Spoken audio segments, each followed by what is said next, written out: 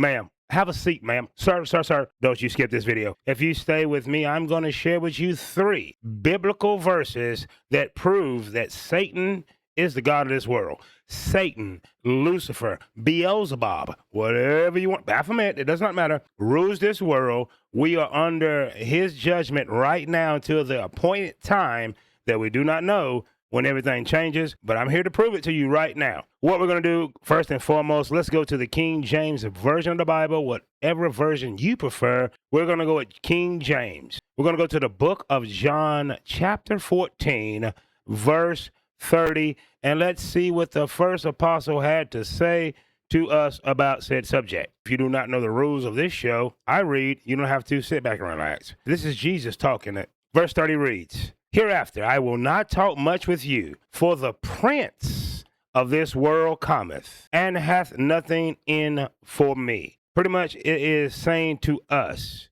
that the prince of this world is Satan. He is the prince of air, the prince of communication. Back in the day, radio host came on saying, "Now on air." You see the signs in the back, on air. Communication runs by air waves, radio waves, sound waves. That is all ruled today until further notice, until the change comes by the prince of darkness, by Satan, Lucifer, Baphomet, Beelzebub, whatever you like to call him or her, we don't know if it's him or her, rules because the prince of the air. And what's happening is this is Jesus, Yeshua, Yahusha, however you want to enunciate, goes by many names, having a conversation with John. Now, if you do not know, Jesus spoke in parables for those that have eyes to see, ears to hear. Everyone is not meant to understand.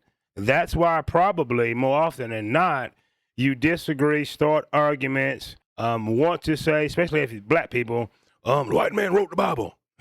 Correction. Moving right along to our next clue. The second verse in the Bible that clearly states who rules this world, and we can find it from the Apostle Paul. In his letter to the Corinthians, this is in 2 Corinthians, chapter 4, verse 4 of 44. From the King James Version of the Bible, and it reads, "In whom the God of this world hath blinded the minds of them which believe not, lest the light of glorious gospel of Christ, who is the image of God, should shine unto them." Once again, here's the clue. In whom the God of this world, the God of this world, he's not telling you the God in heaven, the creator, the most high, the God of this world has blinded the minds. All the non-believers, all that wants to put hyperbole in the conversation, those that tell you the prosperity gospel, all about the money, it's all about the money in the ministry. We all know it's all about the money in the ministry, has blinded you. They are blind. It tells us in the book not to believe, that we're going to run into false prophets, not telling you I am one, but I have been blessed, graced, and given the understanding to have eyes to see and ears to hear. Once again, this is 2 Corinthians. This is the letter to the Corinthians by the Apostle Paul for the King James Version of the Bible, in whom the God of this world has blinded minds, and least the light of the glorious gospel of Christ, the glorious gospel of Yahusha, the glorious gospel of Yahuwah, however you want to enunciate the name, the glorious gospel of Christ, who is the image, not God, the image of God should shine unto them. Very powerful, telling you that the God of this world has blinded the minds that think that it's supposed to be changed, blinded the minds of the people that think that you're supposed to have so much equality, blinded of the minds that forget what Ephesians told us, that we do not wrestle against flesh and blood, but wickedness, powers, principalities, evil in high places. I paraphrase that for you. That's not going to change. Why? Because the God of the world, those are his minions. Those are his servants. Those are the people that's doing you harm. So every time you want to make these exposing Hollywood, no, the hell you're not. They put it in your face. Why? Because the God of this world has blinded y'all, and you're going to keep paying money to go see sorcery, magic, witchcraft, debauchery, broke, busted, disgusted, slave movies, etc., etc. Moving right along to that third verse that I promised you. And I went to the Amplified version of the Bible. This is coming from 1 John chapter 5, verse 19 from the Amplified Bible, so we can really get our teeth into this meat. I'm reading so you don't have to. I hope you figured it out by now. Verse 19. We know for a fact that we are of God, and the whole world around us lies in the power of the evil one opposing God and his precedent. Let's break this down. Check this out. For we know for a fact that we are of God. Now that we is not as big as you think, because there are demons walking among us. There are NPCs walking among us. There are evildoers walking among us. There are witches, warlocks in your secret societies, your fraternities, what have you, casting spells. So that we is up to you to know if you're a part of the we. Me, I am going to stand in that line with the we. We know for a fact that we are of God. I don't know what you of. That's up to you. I'm not here to judge you. I'm not here to convince you. Sir, ma'am, I'm not a pastor. I'm not a bishop. I'm not a prophet. I'm not a prophetess. I'm not even a damn deacon. I'm just someone that can hear and see and believe in the word of God, so I'm sharing it with you. We know for a fact that we are of God. And the whole world around us lies in the power of the evil one, the financial power, the governmental power, the Hollywood power, the music industry power, the corruption power, these nasty corporations that drain you, pay you just enough so you don't quit power. Because we don't wrestle against flesh and blood, right? We can agree with that. Principalities, wickedness, evil in high places. So we of God are surrounded by those that are not of God, and it's going to be a battle. It's going to be a fight every single day. It don't change. Don't let your preacher tell you, you saved now, everything go right. There's still demons in you you need to cast out. I know, I'm working on mine. And here's the most important thing that you need to remember from the King James Version of the Bible, the book of Romans.